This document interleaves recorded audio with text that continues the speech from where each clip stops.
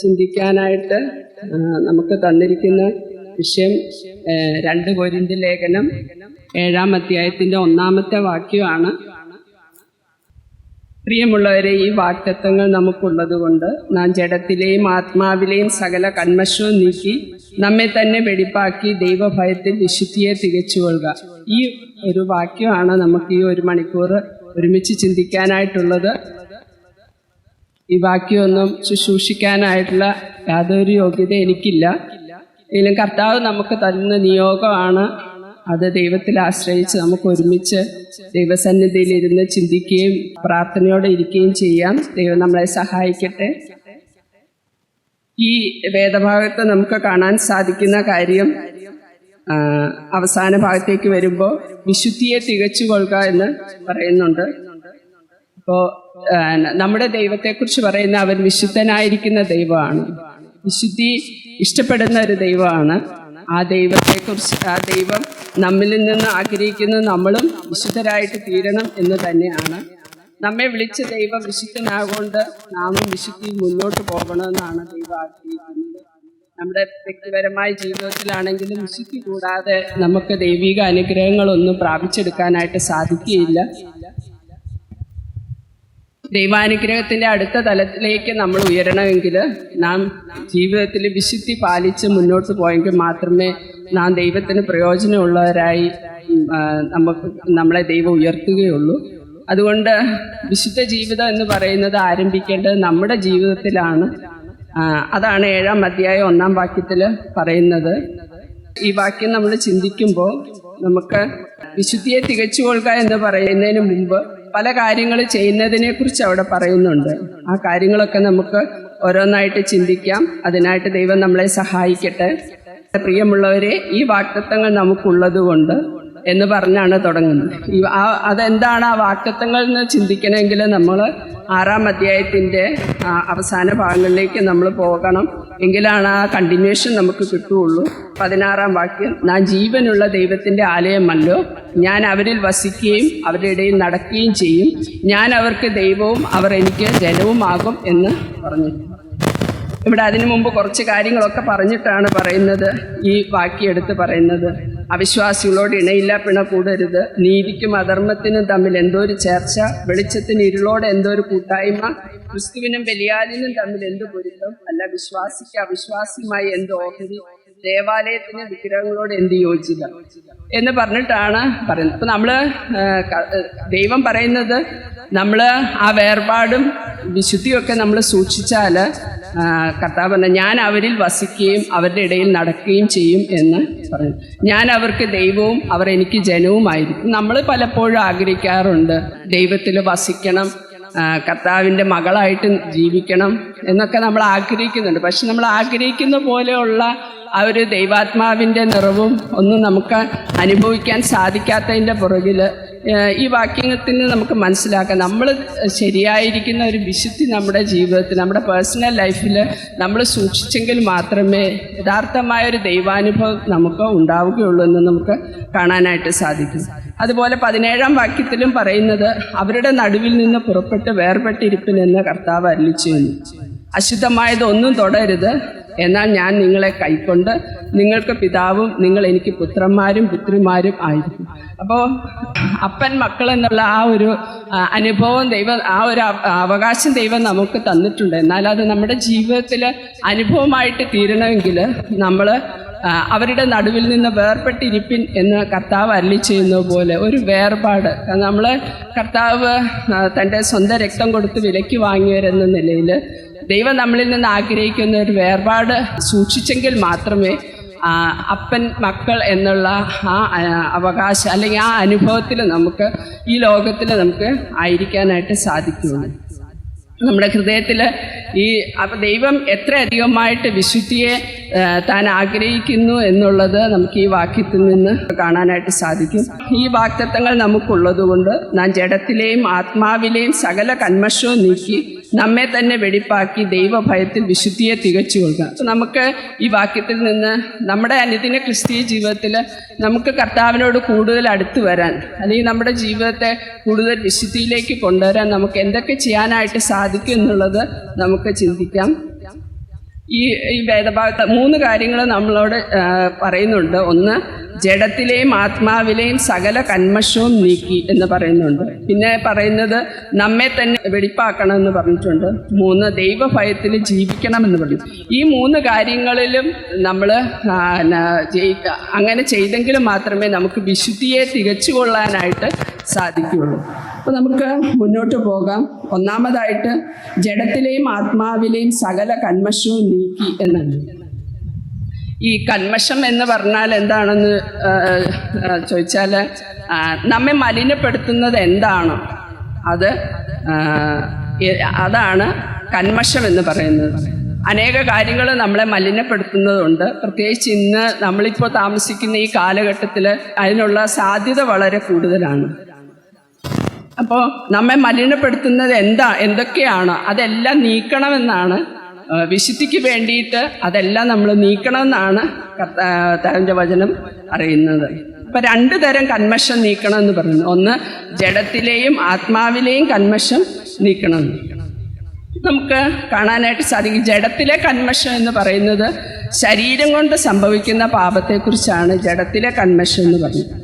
ദാവീദിൻ്റെ ജീവിതത്തെ നമ്മൾ എടുക്കുകയാണെങ്കിൽ, ദാവീദ് ബത്ശേബയോട് ഉള്ള ബന്ധത്തിൽ ചെയ്ത പാപം തൻ്റെ ശരീരത്തിൽ ചെയ്ത പാപമാണ്, ജഡത്താലുള്ള കന്മഷമാണ്. അതുപോലെ ദാവീദ് ജനത്തെ എണ്ണാനായിട്ട് കൽപ്പിച്ചു എന്ന് പറഞ്ഞു. യോവാബ് അവരൊക്കെ പറഞ്ഞു എണ്ണരുത് എന്ന് പറഞ്ഞു. പക്ഷേ ദാവീദ് തൻ്റെ ഹൃദയത്തിൽ എണ്ണണം എന്നുള്ളത് നിർബന്ധമായിട്ട് താൻ പറഞ്ഞു. അതെന്താണെന്ന് ചോദിച്ചാൽ, തൻ്റെ ഹൃദയത്തിൽ ഒരു അഹങ്കാരം, എനിക്ക് ഇത്ര ആൾബലം ഉണ്ട് എന്നുള്ളത് കാണിക്കാനായിട്ടുള്ള ഒരു അഹങ്കാരത്തിൻ്റെ പുറത്താണ് താനത് അങ്ങനെ എണ്ണരുത് എന്നുള്ളത് ദൈവ കൽപ്പനയാണ്. പക്ഷെ താനത് മനഃപൂർവ്വമായിട്ട് എണ്ണണമെന്ന് നിർബന്ധം പിടിച്ചു. അത് തൻ്റെ ആത്മാവിലെ കന്മഷം ആണ് എന്ന് നമുക്ക് കാണാനായിട്ട് സാധിക്കും. അപ്പോൾ നമ്മുടെ ഒന്ന് ജഡത്തിലെ കന്മഷമുണ്ട്, ഒന്ന് ആത്മാവിലെ കന്മഷമുണ്ട്. അപ്പോൾ നമുക്ക് മുന്നോട്ട് പോകാം. ഈ ജഡത്തിലെയും ആത്മാവിലെയും കന്മഷത്തിന് പുതിയ നിയമത്തിൽ നിന്ന് നമുക്കൊരു വേദഭാഗം വായിച്ച ലൂക്കോസിൻ്റെ സുവിശേഷം 15-ാം അധ്യായം 11-ാമത്തെ വാക്യം നമുക്കതിനോട് ചേർത്ത് വായിക്കാം. 15:11. പിന്നെയും അവൻ പറഞ്ഞത്, ഒരു മനുഷ്യന് 2 പുത്രന്മാരുണ്ടായിരുന്നു. അവരിൽ ഇളയവൻ അപ്പനോട്, അപ്പ, വസ്തുവിൽ എനിക്ക് വരേണ്ടുന്ന പങ്ക് തരണമേ എന്ന് പറഞ്ഞു. അവൻ അവർക്ക് മുതൽ പകുത്തു കൊടുത്തു. ഏറെ നാൾ കഴിയും മുമ്പേ ഇളയ മകൻ സകലവും സ്വരൂപിച്ച് ദൂരദേശത്തേക്ക് യാത്രയായി അവിടെ ദുർനടപ്പുകാരനായി ജീവിച്ച് വസ്തു നാനാവിധമാക്കി കളഞ്ഞു. ഈ ധൂർത്തപുത്രനെ കുറിച്ച് നമുക്ക് കാണാൻ സാധിക്കുന്നത്, സകലവും സ്വരൂപിച്ച് ദൂരദേശത്തേക്ക് യാത്രയായി അവിടെ ദുർനടപ്പുകാരനായി ജീവിച്ചു എന്നാണ് കാണാനായിട്ട് സാധിക്കുന്നത്. അപ്പം ഈ ധൂർത്തപുത്രൻ തൻ്റെ ശരീരം കൊണ്ട് പാപം ചെയ്ത്, അതുപോലെ തന്നെ ധൂർത്തപുത്രനെ കുറിച്ച് എൻ്റെ ജ്യേഷ്ഠൻ പറയുന്നത് നമുക്ക് ഇതിനോട് ചേർത്ത് വായിക്കാം. ഈ അധ്യായത്തിൻ്റെ തന്നെ 30-ാമത്തെ വാക്യം ഇങ്ങനെ വായിക്കുന്നു: വേശ്യമാരോടുകൂടെ നിന്റെ മുതൽ തിന്നുകളഞ്ഞ് ഈ നിന്റെ മകൻ വന്നപ്പോഴേക്കോ തടിച്ച കാളക്കുട്ടിയെ അവന് വേണ്ടി അറുത്തുവല്ലോ എന്ന് ഉത്തരം പറഞ്ഞു. വേശ്യമാരോടുകൂടെ മുതൽ തിന്നുകളഞ്ഞു. അപ്പോൾ തൻ്റെ ശരീരം കൊണ്ട് ദുർനടപ്പായിട്ട് പാപം ചെയ്ത ഒരു വ്യക്തിയായിരുന്നു ഈ ധൂർത്തപുത്രൻ. അത് ജഡത്തിൽ ചെയ്യുന്ന പാപത്തെക്കുറിച്ചാണ് കാണാനായിട്ട് സാധിക്കുന്നത്. എന്തൊക്കെ നമ്മുടെ ശരീരം കൊണ്ട് നമ്മൾ ചെയ്യുന്ന പാപം, അതൊക്കെയാണ് ജഡത്തിലെ കന്മഷം എന്ന് നമുക്ക് കാണാനായിട്ട് സാധിക്കും. എന്നാൽ നമുക്ക് ആത്മാവിലെ കന്മഷം ഈ വേദഭാഗത്തു നിന്ന് തന്നെ നോക്കാം. തൻ്റെ ധൂർത്തപുത്രൻ്റെ ജ്യേഷ്ഠനെ കുറിച്ച് പറയുന്നത് ആത്മാവിലെ കന്മഷത്തിന് വളരെ ഉദാഹരണമായിട്ടുള്ള ആളാണ്. 25-ാമത്തെ വാക്യം: അവൻ്റെ മൂത്ത മകൻ വയലിലായിരുന്നു. അവൻ വന്ന് വീട്ടിനോടടുത്തപ്പോൾ വാദ്യവും നൃത്തഘോഷവും കേട്ടു. ബാല്യക്കാരിൽ ഒരുത്തനെ വിളിച്ച് ഇതെന്ത് എന്ന് ചോദിച്ചു. അവൻ അവനോട്, നിന്റെ സഹോദരൻ വന്നു, നിന്റെ അപ്പൻ അവനെ സൗഖ്യത്തോടെ കിട്ടിയതുകൊണ്ട് തടിച്ച കാളക്കുട്ടിയെ അറുത്തു എന്ന് പറഞ്ഞു. അപ്പോൾ അവൻ കോപിച്ച് അകത്ത് കിടപ്പാൻ മനസ്സില്ലാതെ നിന്നു. അപ്പൻ പുറത്തു വന്ന് അവനോട് അപേക്ഷിച്ചു. അവൻ അവനോട്, ഇത്ര കാലമായി ഞാൻ നിന്നെ സേവിക്കുന്നു, നിന്റെ കൽപ്പന ഒരിക്കലും ലംഘിച്ചിട്ടില്ല. എന്നാൽ എൻ്റെ ചങ്ങാതികളുമായി ആനന്ദിക്കേണ്ടതിന് നീ ഒരിക്കലും എനിക്കൊരാട്ടിൻകുട്ടിയെ തന്നിട്ടില്ല. വേശ്യന്മാരോടുകൂടെ നിന്റെ മുതൽ തിന്നുകളഞ്ഞ് ഈ നിന്റെ മകൻ വന്നപ്പോഴേക്കോ തടിച്ച കാളക്കുട്ടിയെ അവന് വേണ്ടി അറുത്തുവല്ലോ എന്ന് ഉത്തരം പറഞ്ഞു. ഇവിടെ നമുക്ക് കാണാനായിട്ട് സാധിക്കുന്നത്, ജ്യേഷ്ഠനെ കുറിച്ച് പറഞ്ഞത് താൻ തന്നെക്കുറിച്ച് തന്നെ പറയുന്നത് ഇങ്ങനെയാണ്: ഇത്ര കാലമായി ഞാൻ നിന്നെ സേവിക്കുന്നു, നിന്റെ കൽപ്പന ഒരിക്കലും ലംഘിച്ചിട്ടില്ല. എന്നാൽ എൻ്റെ ചങ്ങാതികളുമായി ആനന്ദിക്കേണ്ടതിന് നീ ഒരിക്കലും എനിക്കൊരു ആട്ടിൻകുട്ടിയെ തന്നിട്ടില്ല. അപ്പോൾ താൻ പറയുകയാണ്, ഞാൻ ഇന്ന് വരെ പിതാവിൻ്റെ കൽപ്പന ലംഘിച്ചിട്ടില്ല, ഒരു ദോഷവും പിതാവ് പറഞ്ഞതിന് അപ്പുറമായിട്ട് ഞാൻ ഒന്നും ചെയ്തിട്ടില്ല. പക്ഷേ താൻ വളരെ വിരോധത്തോടെയാണ് താൻ ഈ കാര്യങ്ങൾ പറയുന്നത്. തൻ്റെ ശരീരം കൊണ്ട് താൻ പാപമൊന്നും ചെയ്തിട്ടില്ല. കാരണം തന്നെ പിതാവിൻ്റെ കൽപ്പനകളെല്ലാം അനുസരിച്ച് തനിക്ക് ഇഷ്ടമുള്ളതുപോലെ ചെയ്യാനായിട്ട് നിന്നു. പക്ഷേ തൻ്റെ ഹൃദയം കൊണ്ട് താൻ വളരെ പാപം ചെയ്തു എന്ന് നമുക്ക് കാണാനായിട്ട് സാധിക്കും. താൻ വളരെ വിരോധത്തോടെ നിൽക്കുന്നതായിട്ട് നമുക്ക് കാണാം. അതുപോലെ തൻ്റെ ഉള്ളിൽ വളരെ കയ്പ് നിറയുന്നതായിട്ട് കാണാം. അവൻ കോപിച്ച് അകത്ത് കടപ്പാൻ മനസ്സില്ലാതെ നിന്നു എന്ന് പറഞ്ഞു. പിണങ്ങി നിൽക്കുകയാണ് തൻ്റെ അപ്പനോട്. വീട്ടിൽ കയറുവാനായിട്ട് തനിക്ക് മനസ്സില്ല, വീടിന് വെളിയിൽ നിൽക്കുകയാണ്. തൻ്റെ ഹൃദയത്തിലെ റോങ്ങായിട്ടുള്ള ഹൃദയത്തിലെ ചിന്തകൾ, തൻ്റെ ഹൃദയത്തിലെ കയ്പ്, അതുപോലെ തൻ്റെ അസൂയ, ഈ നഷ്ടപ്പെട്ട പോയ തൻ്റെ ഇളയ സഹോദരൻ തിരിച്ചു വന്നു, അതിൽ തൻ്റെ അപ്പൻ സന്തോഷിക്കുന്നു. എന്നാൽ തനിക്ക് ആ അപ്പനോടുകൂടെ തൻ്റെ അനുജനെ കണ്ട് സന്തോഷിപ്പാനായിട്ട് തനിക്ക് സാധിക്കുന്നില്ല. അതുപോലെ തെറ്റായിരിക്കുന്ന തൻ്റെ മനോഭാവങ്ങൾ, തൻ്റെ ഹൃദയം കാഠിന്യം കൊണ്ടും കോപം കൊണ്ടും നിറഞ്ഞിരിക്കുന്ന ഒരവസ്ഥയാണ്. നമ്മൾ ഇപ്പോൾ ഈ രണ്ട് വ്യക്തികളെക്കുറിച്ച് നമുക്ക് കാണാൻ സാധിക്കുന്നു. ഒന്ന് ശരീരം കൊണ്ട് ചെയ്ത പാപം, ദൈവത്തോട് അകന്നുപോയി. അതുപോലെ ജ്യേഷ്ഠനായിരിക്കുന്ന വ്യക്തി തൻ്റെ മനസ്സുകൊണ്ട് ചെയ്യുന്ന പാപം. അപ്പം ഈ രണ്ട് കന്മഷവും നീക്കിയെങ്കിൽ മാത്രമേ ദൈവം ആഗ്രഹിക്കുന്ന വിശുദ്ധിയിലേക്ക് നമുക്ക് ഓരോരുത്തർക്കും കടന്നു വരാനായിട്ട് സാധിക്കുള്ളൂ. സഹോദരിമാരെ, നമ്മളെക്കുറിച്ച് ചിന്തിച്ചു നോക്കിയാൽ പലപ്പോഴും ജഡത്തിൻ്റെതായ നമ്മുടെ ശരീരം കൊണ്ട് പാപം ചെയ്യാതിരിക്കാൻ നമ്മൾ മാക്സിമം ശ്രദ്ധിക്കും. നമ്മുടെ ശരീരം കൊണ്ട് നമ്മൾ പാപത്തിലേക്കൊന്നും വീണു പോകാതെ, ദോഷത്തിലേക്കൊന്നും പോകാതെ നമ്മൾ ശ്രദ്ധിക്കുക. എന്നാൽ പലപ്പോഴും നമ്മുടെ ഹൃദയത്തിൻ്റെ ഉള്ളിൽ നിന്ന് വരുന്ന ഇതുപോലെ ഈ ധൂർത്തപുത്രൻ്റെ ജ്യേഷ്ഠൻ്റെ പെരുമാറ്റത്തിൽ നിന്ന് ഉണ്ടായി വന്നതുപോലെയുള്ള ദോഷ സ്വഭാവങ്ങളൊക്കെ പലപ്പോഴും എൻ്റെയും നിങ്ങളുടെയും ഒക്കെ ജീവിതത്തിൽ വെളിപ്പെട്ട് വരുന്നതല്ലേ എന്ന് നമ്മളെ തന്നെ ഒന്ന് പരിശോധിക്കുന്നത് നല്ലതാണ്. ആത്മാവിലെ കന്മഷം നമ്മുടെ ഹൃദയത്തിൽ എത്ര ആഴത്തിലുണ്ട് എന്നുള്ളത് ആ മനുഷ്യനെ ശരിക്കും നമ്മൾ പുറമേക്ക് താൻ വളരെ കൃത്യമായിട്ടെല്ലാം ചെയ്ത ഒരു വ്യക്തിയായിരുന്നു. സഭായത്തിന് പോകും, ആത്മീയ കാര്യങ്ങളൊക്കെ ചെയ്യും, വാക്യം പഠിക്കും, എല്ലാം ചെയ്യുന്നുണ്ട്.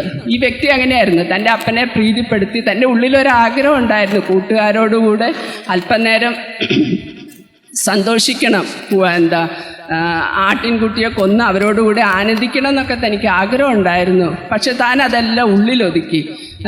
അപ്പനെ ഇഷ്ടത്തിന് വിരോധമായിട്ടൊന്നും ചെയ്യാതെ താൻ പുറമേക്ക് എല്ലാ കാര്യങ്ങളും നീറ്റായിട്ട് ചെയ്തു.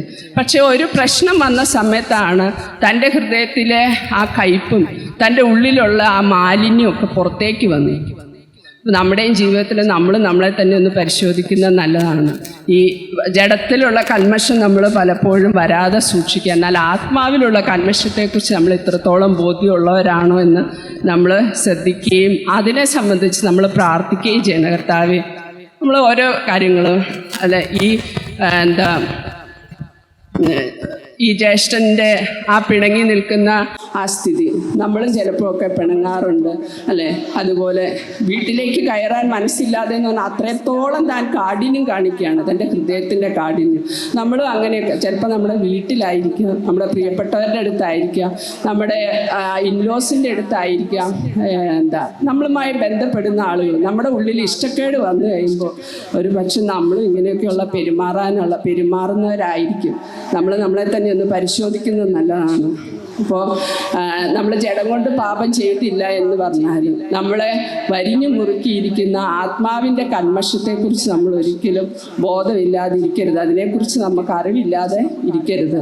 നമ്മുടെ തീരുമാനങ്ങൾ നമ്മുടെ ഹൃദയത്തിലെ അസൂയ.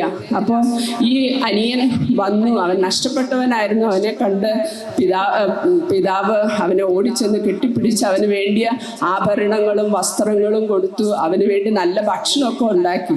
അവരോടുകൂടെ സന്തോഷിക്കാനായിട്ട് തനിക്ക് സാധിച്ചില്ല.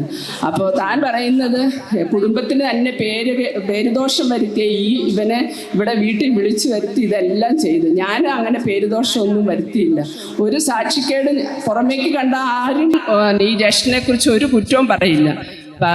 എന്നിട്ട് തനിക്കത് ഇങ്ങനെ ഒരു സാഹചര്യം, ഈ അനിയനെ സ്വീകരിക്കേണ്ടതായ ഒരു സാഹചര്യം വന്നപ്പോൾ ദൈവത്തെക്കുറിച്ചാണ് പറയുന്നത്. പിതാവ് തന്നെ സ്വീകരിച്ചു. എന്നാൽ ചേട്ടൻ്റെ ഹൃദയം അത്രത്തോളം സ്വീകരിക്കാൻ തക്കവണ്ണം ഒരുക്കമുള്ളതല്ല. നമ്മൾ എപ്പോഴും നമ്മൾ ശ്രദ്ധിക്കണം. നമ്മൾ എല്ലാ കാര്യങ്ങളും ഒക്കെ പെർഫെക്റ്റ് ആയിട്ട് ചെയ്യുന്നുണ്ട് വന്നാലും നമ്മുടെ ഹൃദയത്തെ നമ്മൾ എപ്പോഴും പരിശോധിക്കുകയും ആത്മാവിലുള്ള കന്മഷം എന്നെ എത്രത്തോളം മുറുകിയിട്ടുണ്ട്, എൻ്റെ ഉള്ളിൽ ഇതുപോലെയുള്ള കയ്പുണ്ടോ, അസൂയുണ്ടോ, അനിയനോട് കാണിച്ച പോലെയുള്ള അസൂയ, തെറ്റായ മനോഭാവങ്ങൾ അതൊക്കെ ഉണ്ടോ എന്നുള്ളത് നമ്മൾ നമ്മളെ തന്നെ പരിശോധിക്കുന്നത് നല്ല. എങ്കിലും മാത്രമേ നമ്മൾ ദൈവത്തിന് പ്രസാദമുള്ള വിശുദ്ധ ജീവിതമുള്ള ദൈവമക്കളായിട്ട് തീരുള്ളൂ. മക്കളെന്നുള്ള ആ അവകാശം ദൈവം നമുക്ക് തന്നിട്ടുണ്ട്. ആ അവകാശം നമുക്ക് ശരിയായ അതിൻ്റെ എല്ലാ അനുഗ്രഹങ്ങളോടും കൂടെ അനുഭവിക്കാനായിട്ട് നമുക്ക് സാധിക്കുകയുള്ളൂ. ശരീരം കൊണ്ട് ചെയ്യുന്ന പാപവും മനസ്സുകൊണ്ട് ചെയ്യുന്ന പാപവും നീക്കിയെങ്കിൽ മാത്രമേ ഒരു വിശുദ്ധ ജീവിതം നമുക്ക് സാധിക്കുള്ളൂ. അപ്പോൾ നമ്മൾ എപ്പോഴും ഞാൻ മുമ്പേ പറഞ്ഞ പോലെ ശരീരം കൊണ്ട് നമ്മളെ തന്നെ പാപം ചെയ്യാതെ നമ്മൾ സൂക്ഷിക്കുക. എന്നാൽ മനസ്സുകൊണ്ട് നമ്മൾ അതുപോലെ തന്നെ പ്രാധാന്യം കൊടുത്ത് നമ്മൾ ശ്രദ്ധിക്കേണ്ട ഒരു കാര്യമാണ്. നമ്മുടെ ഉള്ളിലുള്ള അസൂയ, പിണക്കം, വഴക്ക്, കയ്പ്, വിദ്വേഷം ഇതെല്ലാം നമുക്ക് ഗലാത്യ ലേഖനം 5-ാം അധ്യായത്തിന്റെ നമ്മൾ നോക്കിയാൽ നമുക്ക് ഇതെല്ലാം അവിടെ കാണാനായിട്ട് സാധിക്കും. ഞാൻ ആദ്യം പറഞ്ഞ ഈ സെപ്പറേഷൻ ഉണ്ടല്ലോ, ജഡത്തിന്റെ പ്രവൃത്തികളും അതുപോലെ ആത്മാവിന്റെ പ്രവൃത്തികളും, അത് മനസ്സിൽ വെച്ചുകൊണ്ട് നമ്മളിത് വായിക്കുമ്പോൾ നമുക്കത് ശരിക്കും മനസ്സിലാകും.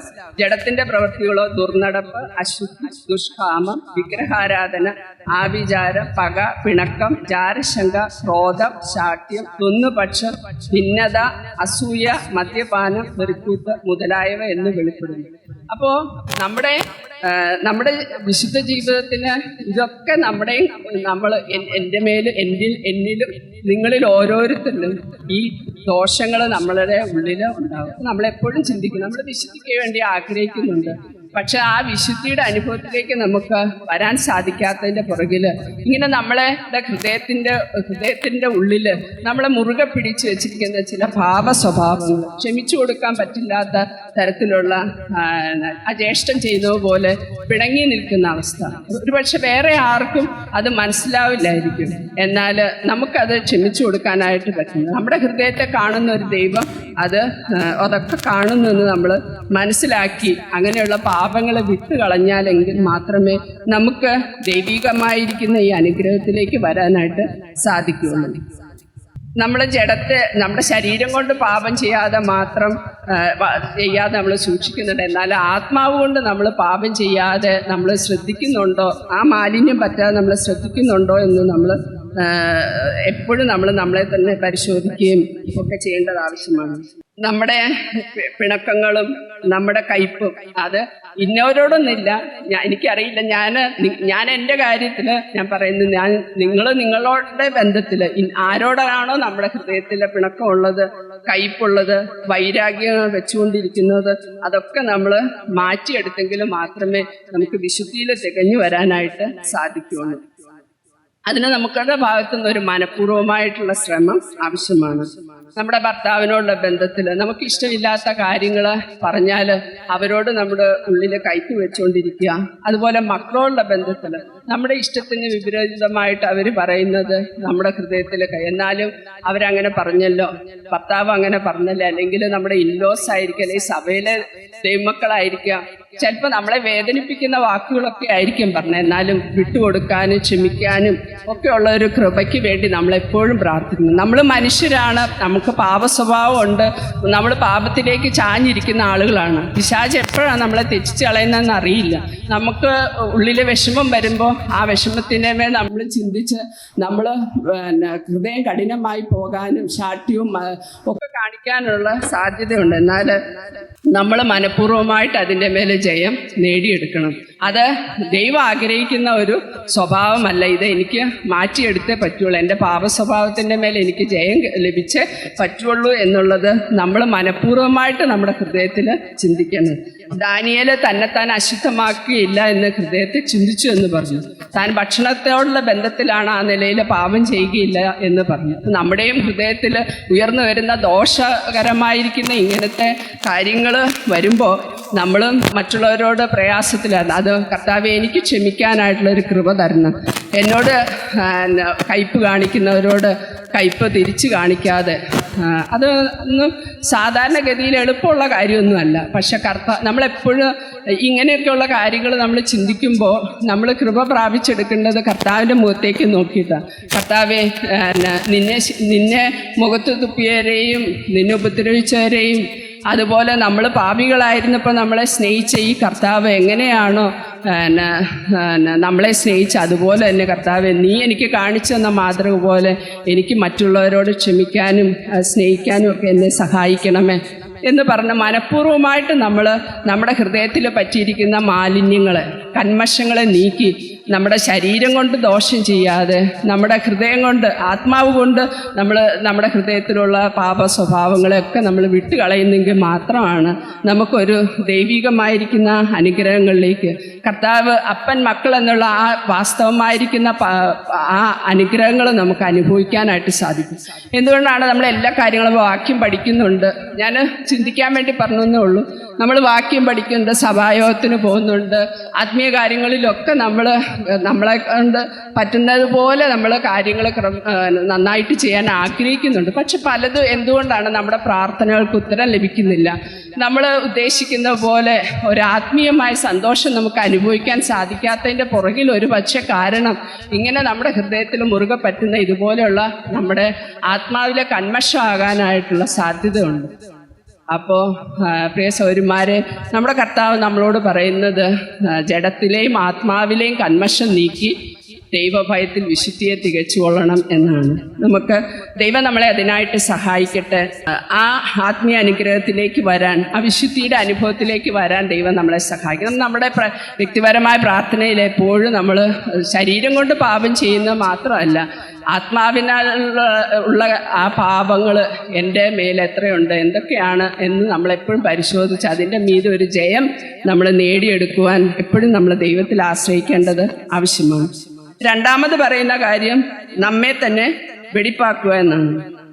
ക്ലെൻസിങ് അവേഴ്സെൽസ് എന്നാണ് പറയുന്നത്. നമ്മെ തന്നെ വെടിപ്പാക്കുക. നമ്മളെപ്പോഴും കർത്താവെ നീ എന്നെ സൂക്ഷിക്കണമെന്ന് നമ്മൾ പ്രാർത്ഥിക്കുക, അല്ലേ?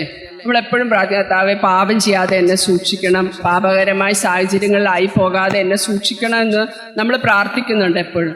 അതുപോലെ തന്നെ നമ്മൾ ആ പ്രാർത്ഥിക്കണം, അത് നമുക്ക് ആവശ്യമുള്ള കാര്യങ്ങൾ തന്നെയാണ്. എന്നാൽ അതുപോലെ തന്നെ പ്രധാനപ്പെട്ട ഒരു കാര്യമാണ് ദൈവം നമ്മളെ സൂക്ഷിക്കും. നമ്മൾ പ്രാർത്ഥിക്കുമ്പോൾ ദൈവം നമ്മളെ സൂക്ഷിക്കും, എന്നാൽ നാമും നമ്മളെ തന്നെ സൂക്ഷിക്കേണ്ട ഒരു ഉത്തരവാദിത്വമുണ്ട്. അതവിടെ പറയുന്നത് നമ്മെ തന്നെ വെടിപ്പാക്കിയെന്നാണ്. നമ്മൾ ചെയ്യേണ്ട ഒരു കാര്യമാണ്. എൻ്റെ ജീവിതത്തിൽ ഞാൻ ചെയ്യേണ്ട ഒരു കാര്യമാണ് നമ്മെ തന്നെ വെടിപ്പാക്കണം. അപ്പോൾ ദൈവത്തോട് നമ്മൾ പ്രാർത്ഥിച്ചു, ദൈവം നമ്മളെ സൂക്ഷിക്കും. അതുകൊണ്ട് നമ്മുടെ ഉത്തരവാദിത്വം തീരുന്നില്ല. നാം നമ്മളെ തന്നെ സൂക്ഷിക്കുക. എനിക്കൊരു ഉത്തരവാദിത്വമുണ്ട് എന്നെ സൂക്ഷിക്കാനായിട്ട്.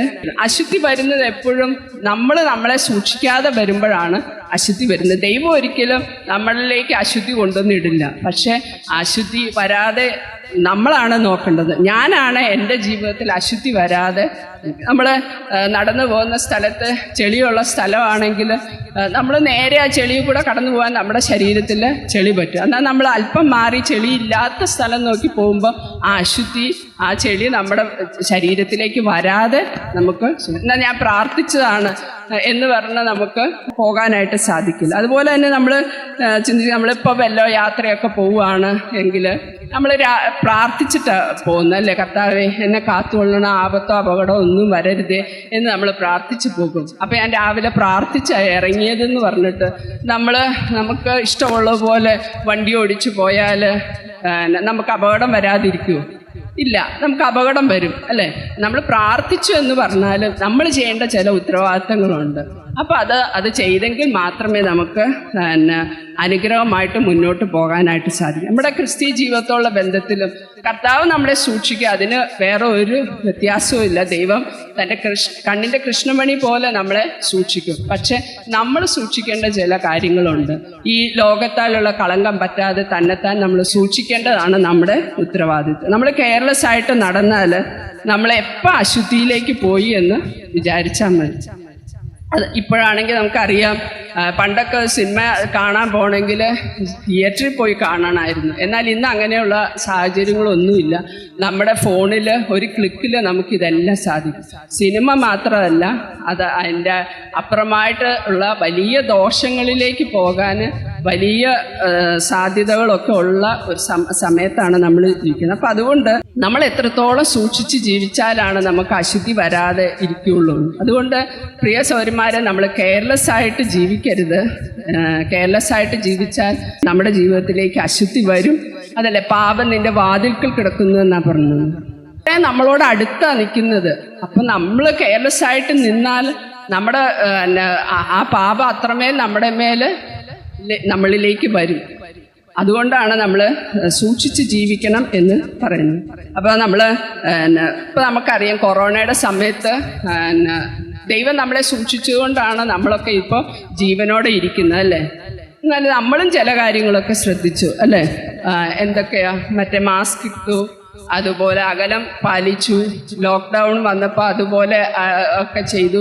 അതെല്ലാം നമ്മൾ ചെയ്തു എന്ന് നമുക്ക് കാണാനായിട്ട് സാധിക്കും. അപ്പം ദൈവം നമ്മളെ സൂക്ഷിക്കും, നമ്മളും ചെയ്യേണ്ട കാര്യങ്ങൾ നമ്മൾ അതുപോലെ ദൈവത്തിൻ്റെ വചനത്തിൽ പറയുന്നു, തന്നെത്താൻ നമ്മെ തന്നെ വെടിപ്പാക്കി. അപ്പം നമ്മളെപ്പോഴും ഓർക്കണം, നമ്മളെല്ലാ ദിവസവും രാവിലെ എഴുന്നേൽക്കുമ്പോൾ കർത്താവേ, പാപം ചെയ്യാനുള്ള സാധ്യതകളിലും പ്രലോഭനങ്ങളും ഒന്നും അകപ്പെടാതെ എന്നെ സൂക്ഷിക്കണം. അതുപോലെ രാത്രിയിൽ പാപത്തിൻ്റെ പ്രശ്നങ്ങളിലേക്ക് നമ്മൾ ആയിപ്പോയിട്ട് നമ്മൾ ദോഷമായി നമ്മുടെ വാക്കുകൊണ്ട് എന്തെങ്കിലും പറയുകയോ നമ്മുടെ ഹൃദയത്തിൽ കയ്പ് വരികയോ ഒക്കെ ചെയ്തിട്ടുണ്ടെങ്കിൽ അതൊക്കെ ഏറ്റുപറഞ്ഞ് ദൈവസന്നിധിയിൽ നിരപ്പ് പ്രാപിക്കേണ്ടത് ആവശ്യമാണ്.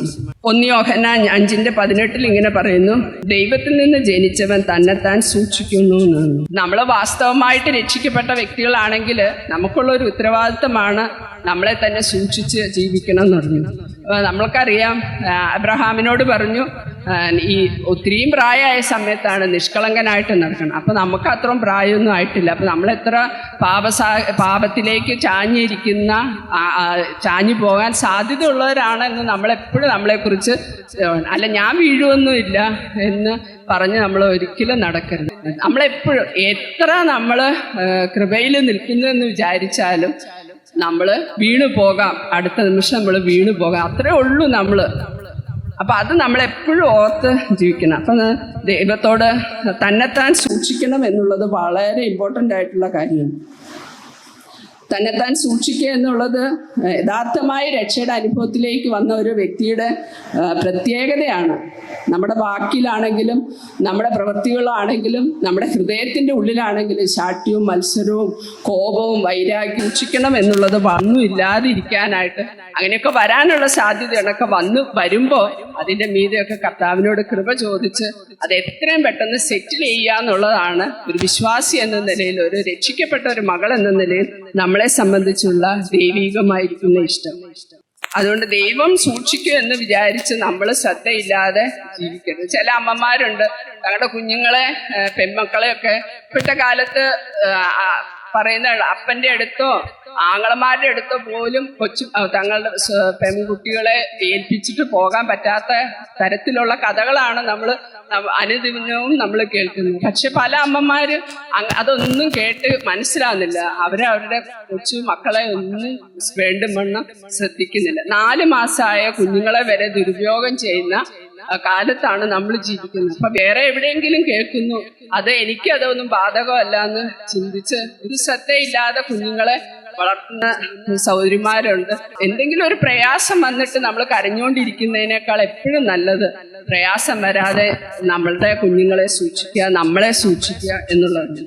അപ്പൊ അതുകൊണ്ട് ആ സൂക്ഷ്മതയോടെ നമ്മളെല്ലാ കാര്യങ്ങളിലും ജീവിക്കണം. നമ്മൾ അങ്ങനെയാണോ ജീവിക്കുന്നത്, സൂക്ഷ്മതയുള്ളവരായിട്ടാണോ നമ്മൾ ജീവിക്കുന്നതെന്ന് നമ്മൾ പരിശോധിക്കുന്നത് നല്ലത്.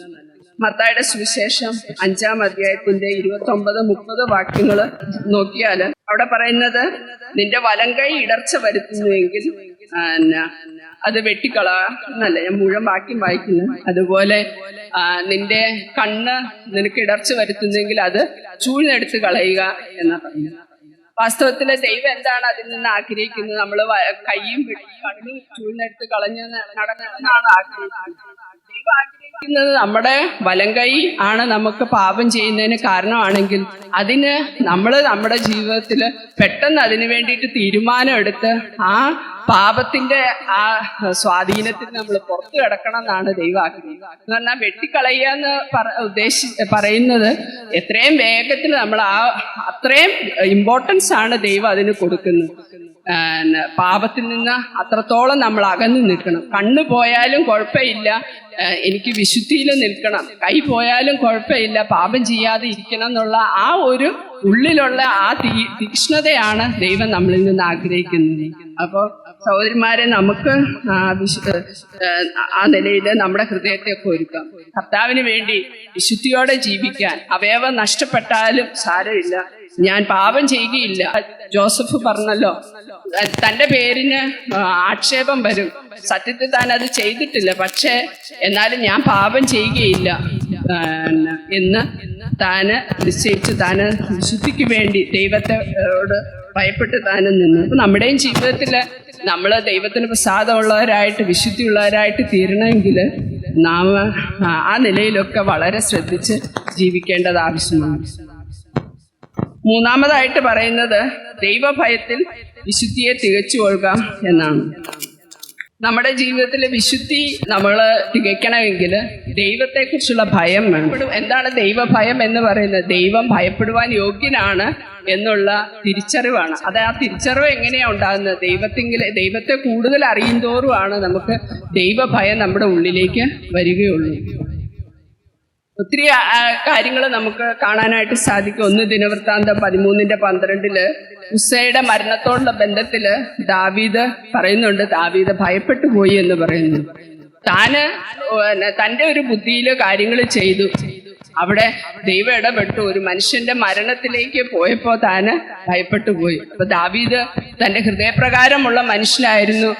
ദൈവത്തിന്റെ പ്രസാദമുള്ള നിലയിൽ എല്ലാ കാര്യങ്ങളും ചെയ്തുകൊണ്ട് പോന്നിരുന്നായിരുന്നു. ഇവിടെ താന് ദൈവം പറഞ്ഞ പോലെ അല്ലാതെ അതിൽ നിന്ന് സ്ലൈറ്റായിട്ട് മാറി ചിന്തിച്ച് മാറി പ്രവർത്തിച്ചപ്പോ അവിടെ ദൈവം തന്റെ കോപത്തെ വെളിപ്പെടുത്തുന്നതായിട്ട് അത്രേ ഉള്ളൂ. ദൈവത്തിന്റെ മുമ്പാകെ നമ്മൾ തിരിച്ചത് ദാവീദ് ഭയപ്പെട്ടു പോയി എന്ന് പറഞ്ഞു. പിന്നീട് ദാവീദ് ശരിയായ നിലയിൽ ചെയ്തു, താൻ അനുഗ്രഹിക്കപ്പെട്ടു എന്ന് നമുക്ക് കാണാനായിട്ട് സാധിക്കും. ഇപ്പോ യെശയ്യാവിന്റെ പുസ്തകത്തില് 6-ാം അധ്യായത്തിന്റെ 5-ാം വാക്യത്തിൽ, ഞാൻ അശുദ്ധിയുള്ള അധരങ്ങളുള്ള മനുഷ്യരുടെ ഇടയിൽ വസിക്കുന്നു എന്ന് പറഞ്ഞ് യെശയ്യാവ് പറയുന്നതായിട്ട് നമുക്ക് കാണാനായിട്ട് സാധിക്കും. നമ്മള് ഇത്ര കുറവുകളുള്ളവരാണ്. നമ്മൾ എന്തെല്ലാം പെർഫെക്റ്റ് ആയിട്ട് നമ്മുടെ കണ്ണില് നമ്മൾ എന്തെല്ലാം പെർഫെക്റ്റ് ആയിട്ട് ചെയ്യുന്നു എന്ന് വന്നാലും, ഞാൻ ഇതെല്ലാം ചെയ്യുന്നുണ്ട്, അത് ചെയ്യുന്നുണ്ട്, ഇത് ചെയ്യുന്നുണ്ട്, അങ്ങനെയുണ്ട് ഇങ്ങനെയുണ്ട് എന്നെല്ലാം നമുക്ക് തോന്നിയാലും ദൈവത്തിന്റെ ദൃഷ്ടിയിൽ ഞാൻ പ്രസാദമുള്ള ആളാണോ? കർത്താവേ, എനിക്ക് എൻ്റെ കുറവുകൾ, നമുക്ക് കാണാത്ത കാര്യങ്ങളുണ്ട്, നമുക്ക് മുഴുവനായിട്ട് മനസ്സിലാക്കാൻ പറ്റില്ല. നമ്മുടെ ഹൃദയത്തിലെ ചിന്തനകളും വിചാരങ്ങളും എല്ലാം നമുക്ക് മനസ്സിലാക്കാൻ, നമ്മളെ തന്നെ മനസ്സിലാക്കാൻ നമുക്ക് പരിമിതിയുണ്ട്. എന്നാൽ നമ്മളെ മുഴുവനായിട്ട് അറിയുന്ന ഒരു ദൈവം, നമ്മളെ പരിശോധിക്കുന്ന കർത്താവിന്റെ മുമ്പിൽ നമ്മൾ കുറ്റക്കാരാണെന്നുള്ള ഒരു ബോധ്യത്തിൽ നമ്മൾ ജീവിച്ചാൽ നമുക്ക് എപ്പോഴും ദൈവഭയം നമ്മുടെ ഉള്ളിൽ. ഈ ദൈവം അവന്റെ മുമ്പാകെ എൻ്റെ ജീവിതം,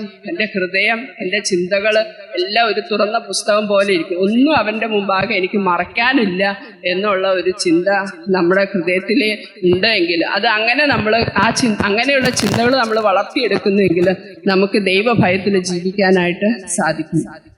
പിന്നെ ദൈവം ഭയപ്പെടുവാൻ യോഗ്യനാണ്. ദൈവത്തെ ഭയപ്പെടാൻ നമുക്കറിയാം, നമ്മളെ ചെറുപ്പകാലങ്ങളിലൊക്കെ നമ്മുടെ മാതാപിതാക്കള് നല്ല തല്ലൊക്കെ തന്ന് വളർത്തി, അടിയുടെ ശിക്ഷ നമുക്ക് കിട്ടിയിട്ടുണ്ടെങ്കിൽ നമുക്ക് നല്ല പേടിയുണ്ടാകും. അപ്പൊ ശിക്ഷയെക്കുറിച്ചുള്ള, തല്ലുന്ന അപ്പനാണെങ്കിൽ അല്ലെങ്കിൽ അമ്മയാണെങ്കിൽ, വഴക്ക് പറയുന്ന അമ്മയാണെങ്കിൽ അപ്പനാണെങ്കിൽ നമുക്ക് പാപം ചെയ്യാൻ അല്ലെങ്കിൽ ദോഷം ചെയ്യാൻ ഒരു പേടിയുണ്ടാവും, നമുക്കൊരു ഭയം ഉണ്ടാവും. അപ്പോൾ നമ്മളെ ദൈവഭയത്തിൽ നമ്മളെ സൂക്ഷിക്കാനായിട്ട് എപ്പോഴും നല്ലത് ദൈവം കോപിക്കുന്നവനാണ്, ദൈവം നമ്മളെ ശിക്ഷിക്കുന്നവനാണ്, നമ്മളെ ദോഷത്തിന് ഒരിക്കലും ദൈവം കൂട്ടുനിൽക്കില്ല എന്നുള്ള ആ ചിന്ത നമ്മുടെ ഹൃദയത്തിൽ നമ്മൾ വളർത്തിയെടുത്താൽ നമുക്ക് ദൈവഭയത്തിൽ നമ്മളെ തന്നെ സൂക്ഷിക്കാനും വിശുദ്ധിയിലേക്ക് വരാനും നമുക്ക് സാധിക്കും. സംഖ്യാപുസ്തകം 16-ാം അധ്യായത്തിന്റെ 41 തൊട്ട് 50 വരെയുള്ള വാക്യങ്ങൾ നമുക്ക് ഇതിനോടുള്ള ബന്ധത്തിൽ വായിക്കാം. പിറ്റേന്നാൾ ഇസ്രായേൽ മക്കളുടെ സഭയെല്ലാം മോശയ്ക്കും അഹ്റോനും വിരോധമായി പിറുപിറുത്തു. നിങ്ങൾ യഹോവയുടെ ജനത്തെ കൊന്നുകളഞ്ഞു എന്ന് പറഞ്ഞു. ഇങ്ങനെ മോശയ്ക്കും അഹ്റോനും വിരോധമായി സഭ കൂടിയപ്പോൾ അവർ സമാഗമന കൂടാരത്തിന്റെ നേരെ നോക്കി. മേഘം അതിനെ മൂടി, യഹോവയുടെ തേജസ്സും പ്രത്യക്ഷമായിരിക്കുന്നവരുണ്ട്. അപ്പോൾ മോശയും അഹരോനും സമാഗമന കൂടാരത്തിന്റെ മുൻപിൽ ചെന്ന് യഹോവ മോശയോട്, ഈ സഭയുടെ മധ്യേ നിന്ന് മാറിപ്പോകുവിൻ, ഞാൻ അവരെ ക്ഷണത്തിൽ സംഹരിക്കും എന്നരുളി ചെയ്തു. അപ്പോൾ അവർ കവിണ്ണു വീണു. മോശ അഹരോനോട്, നീ ധൂപകലശം എടുത്ത് അതിൽ യാഗപീഠത്തിലെ തീയിട്ട് ധൂപവർഗവും ഇട്ട് വേഗത്തിൽ സഭയുടെ മധ്യേ ചെന്ന് അവർക്ക് വേണ്ടി പ്രായശ്ചിത്തം കഴിക്കുക. യഹോവയുടെ സന്നിധിയിൽ നിന്ന് ക്രോധം പുറപ്പെട്ട ബാധ തുടങ്ങിയിരിക്കുന്നു എന്ന് പറഞ്ഞു. മോശ കൽപ്പിച്ചതുപോലെ അഹരോൻ കലശമെടുത്ത് സഭയുടെ നടുവിലേക്ക് ഓടി. ബാധ ജനത്തിന്റെ ഇടയിൽ തുടങ്ങിയിരിക്കുന്നത് കണ്ടു. ധൂപം കാട്ടി ജനത്തിനു വേണ്ടി പ്രായശ്ചിത്തം കഴിച്ചു. മരിച്ചവർക്കും ജീവനുള്ളവർക്കും നടുവിൽ നിന്നപ്പോൾ ബാധ അടങ്ങി. കോരഹിന്റെ സംഗതി വശാൽ മരിച്ചവരെ കൂടാതെ ബാധയാൽ മരിച്ചവർ 14,700 പേർ ആയിരുന്നു. പിന്നെ അഹരോൻ സമാഗമന കൂടാരത്തിന്റെ വാതിൽക്കൽ മോശയുടെ അടുത്ത് മടങ്ങി വന്നു. അങ്ങനെ ബാധ നിന്നുപോയി എന്ന്. ഇവിടെ നമുക്ക് കാണാനായിട്ട് സാധിക്കുന്നത് അവര് പിറുപിറുത്തത് ആർക്കെതിരെയാണ്? ദൈവത്തിന്റെ ദാസരായിരിക്കുന്ന മോശയ്ക്കും അഹരോനും നേരെ അവർ പിറുപിറുത്തു. അത് ദൈവകോപത്തിന് കാരണമായിട്ട് തീർന്നു എന്ന് നമുക്ക് കാണാനായിട്ട് സാധിക്കും. അപ്പോ ദൈവം തന്റെ ദാസന്മാരോട് പറഞ്ഞു, ഈ സഭയുടെ മധ്യേ നിന്ന് മാറിപ്പോകുവാൻ ഞാൻ ഇവരെ ക്ഷണത്തിൽ സംഹരിക്കുമെന്ന് അരുളി ചെയ്തു.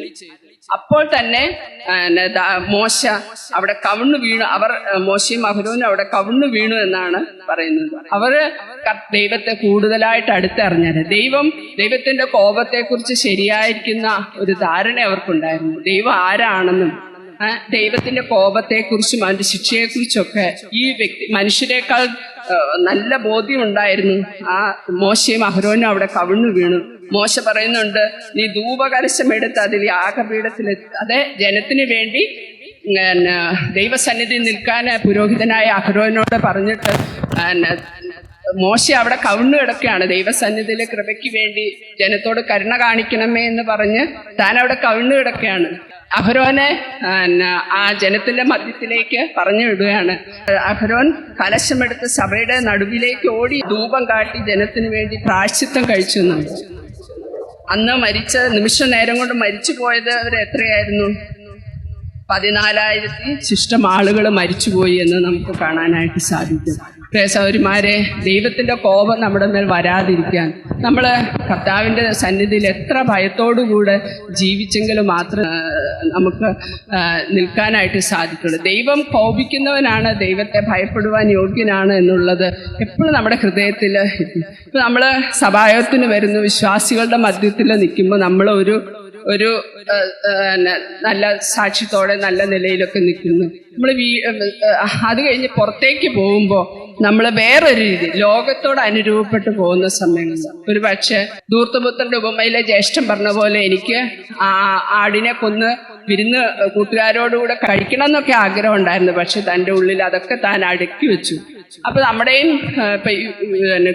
പിള്ളേരാ യൂത്ത്സ് ആയാലും ഈ കൂട്ടുകാരുടെ കൂട്ടത്തിലൊക്കെ കൂടുമ്പോൾ അവര് ലോകപ്രകാരം നടക്കുന്ന കാണുമ്പോൾ നമുക്കും ഒരു ടെൻഡൻസി വരും, അങ്ങനെയൊക്കെ നടന്ന് കുറച്ചൊന്ന് അടിപൊളിയായിട്ട് പോകണം എന്നൊക്കെ തോന്നും. പക്ഷേ നമ്മൾ രക്ഷിക്കപ്പെട്ട കുഞ്ഞുങ്ങളാണെങ്കിൽ അല്ലെങ്കിൽ രക്ഷിക്കപ്പെട്ട സഹോദരിമാരാണെങ്കിൽ നമ്മളിപ്പോ ആരും കാണുന്നില്ല എന്ന് വന്നാലും നമ്മുടെ ജീവിതത്തെ കാണുന്നൊരു ദൈവമുണ്ട്, ഞാൻ ചെയ്യുന്ന കാര്യങ്ങളെല്ലാം കാണുന്നൊരു ദൈവം ഉണ്ടെന്നുള്ളൊരു തിരിച്ചറിവ് നമുക്കുണ്ടെങ്കിൽ തീർച്ചയായിട്ടും ദൈവഭയത്തിൽ ആ നിലയിൽ നിൽക്കാനായിട്ട് സാധിക്കും.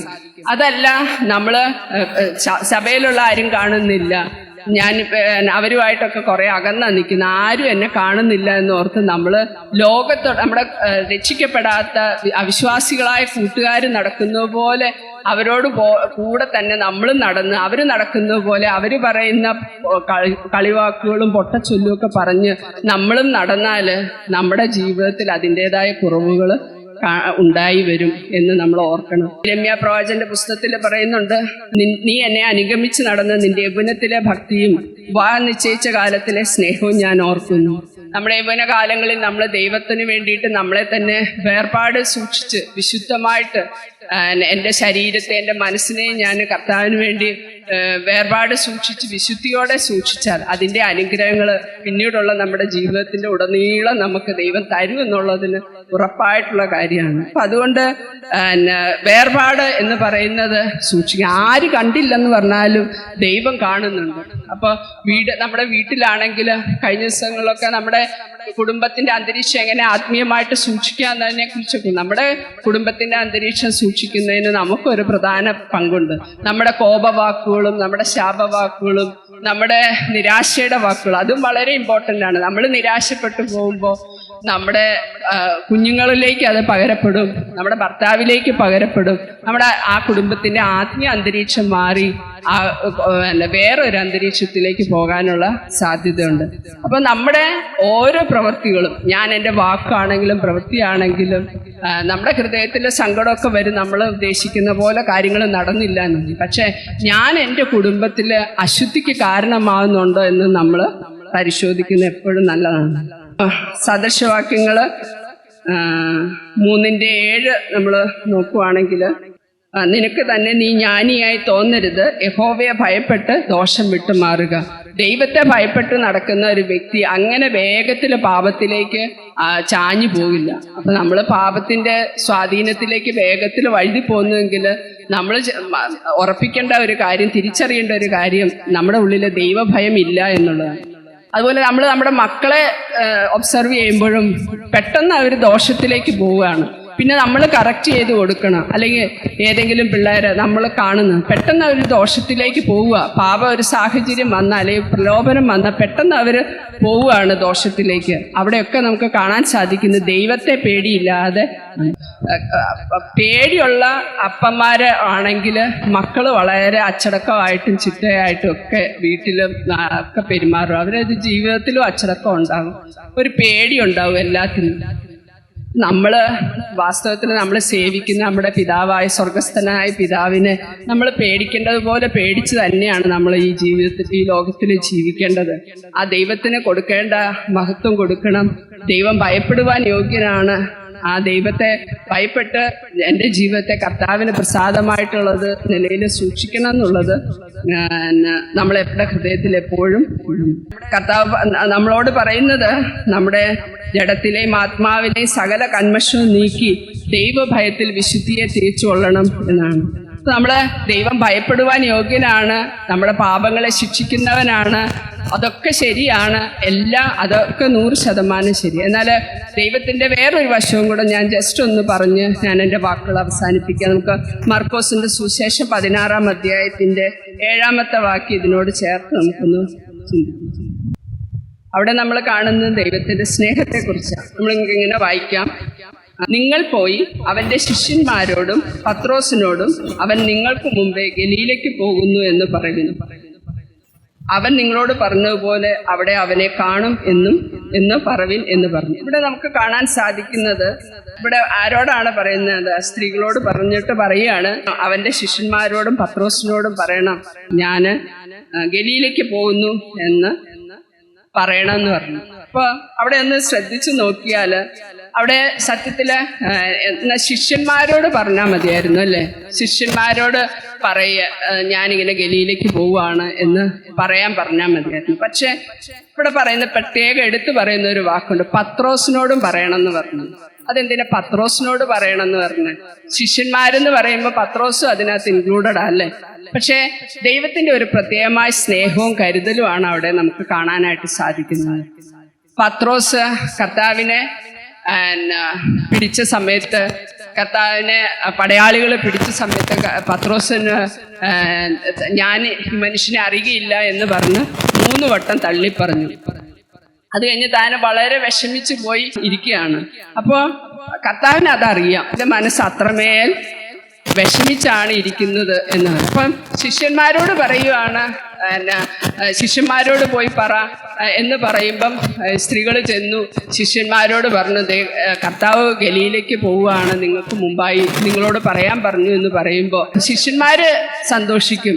പക്ഷെ പത്രോസ് തൻ്റെ ഉള്ളിൽ, നീ കർത്താവ് എന്നെ ശിഷ്യന്മാരുടെ കൂട്ടത്തിൽ കൂട്ടുകയില്ലായിരിക്കും, ഞാൻ കർത്താവിനെ തള്ളിപ്പറഞ്ഞല്ലോ, ഞാൻ അവനെ അറിയില്ല എന്ന് 3 പ്രാവശ്യം ഞാൻ തള്ളിപ്പറഞ്ഞു, അതുകൊണ്ട് കർത്താവ് ഇനി എന്നെ ശിഷ്യന്മാരുടെ കൂട്ടത്തിൽ കൂട്ടില്ല, അതുകൊണ്ട് എനിക്കിനി കർത്താവിൻ്റെ സന്നിധിയിൽ ഒരു സ്ഥാനമില്ല എന്നോർത്ത് താനെ ഹൃദയത്തിൽ വളരെ ഭാരപ്പെട്ട് പോയിട്ട് ഇരിക്കുന്ന ഒരു സമയമായിരിക്കും.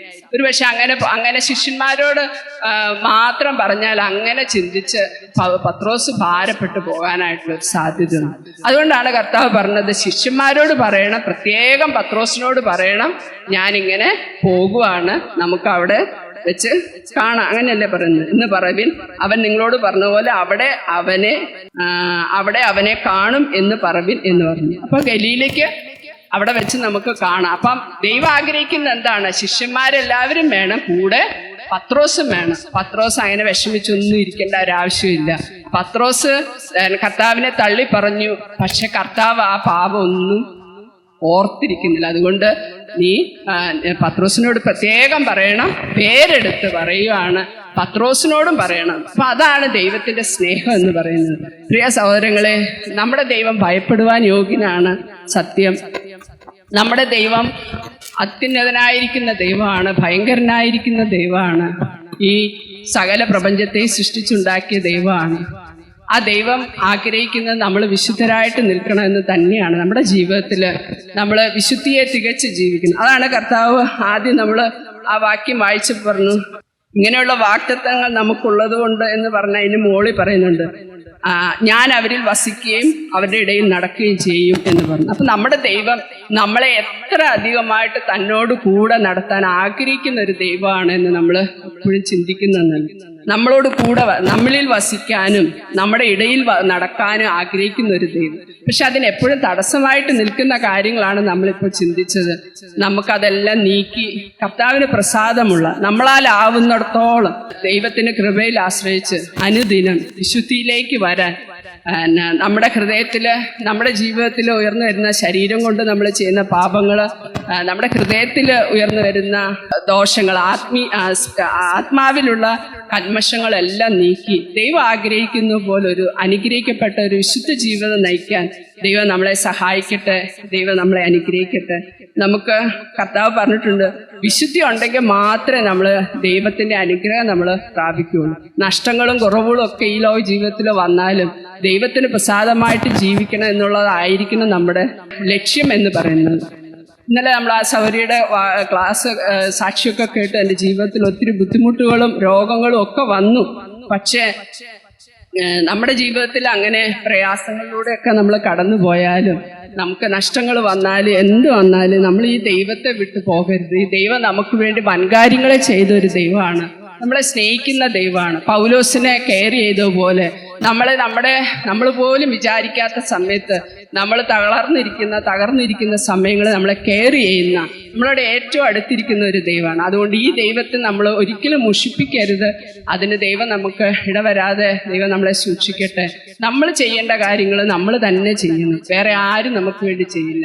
പാപം നിന്റെ വാതിൽക്കൽ ഇരിക്കുന്നു എന്ന് പറയുന്ന പോലെ തന്നെ രക്ഷിക്കപ്പെടുന്നതിനെ കുറിച്ച് പറയുന്നുണ്ട്, ഇതാ ഞാൻ വാതിൽക്കൽ നിന്ന് മുട്ടുന്നു, ആരെങ്കിലും എൻ്റെ ശബ്ദം കേട്ട് വാതിൽ തുറന്നു. അവിടെയെല്ലാം നമുക്കും ഒരു ഉത്തരവാദിത്വം തന്നാണ് ദൈവം നമ്മളെ മുന്നോട്ട് കൊണ്ട്. നമ്മൾ ചെയ്യേണ്ട ഉത്തരവാദിത്തങ്ങൾ, കതക് തുറന്നു കൊടുക്കുമ്പോഴാണ് കർത്താവ് നമ്മുടെ ഉള്ളിലേക്ക് വരുന്നത്. അപ്പോൾ നമുക്ക് ചെയ്യേണ്ട ഉത്തരവാദിത്തങ്ങൾ വിശുദ്ധിയോടുള്ള ബന്ധത്തിൽ ചെയ്യുവാൻ ദൈവം നമ്മളെ സഹായിക്കട്ടെ. നമുക്ക് വേണ്ടി ദൈവം ഇങ്ങനെ ഒരു ക്യാമ്പൊക്കെ അനുവദിച്ച് തന്നതും ദൈവം നമ്മളെ എത്രയധികമായിട്ട് സ്നേഹിക്കുന്നു. അപ്പോൾ നമുക്ക് ക്ലാസ്സുകളൊക്കെ പല നിലയിൽ, പല കോണിൽ നിന്ന് നമുക്ക് ക്ലാസ്സുകളൊക്കെ കേൾക്കാൻ പറ്റി. ഇതൊക്കെ നമ്മുടെ ആത്മീയ ജീവിതത്തിന് വേണ്ടിയിട്ട് ദൈവം തന്നതാണ്. നമ്മൾ കേട്ട വാക്കുകളൊക്കെ നമ്മുടെ ക്രിസ്തീയ ജീവിതത്തെ സൂക്ഷിക്കാൻ ദൈവം നമ്മളെ സഹായിക്കട്ടെ. ഈ ഇത്രയും സമയം ദൈവം നമ്മളോട് കൃപ ചെയ്തു. അതോർത്ത് നമുക്ക് ദൈവത്തിന് നന്ദി പറയുകയും ദൈവത്തിന് മഹത്വം കരയറ്റുകയും ചെയ്യാം. ദൈവനാമത്തിന് എല്ലാ മഹത്വവും ഉണ്ടാകും.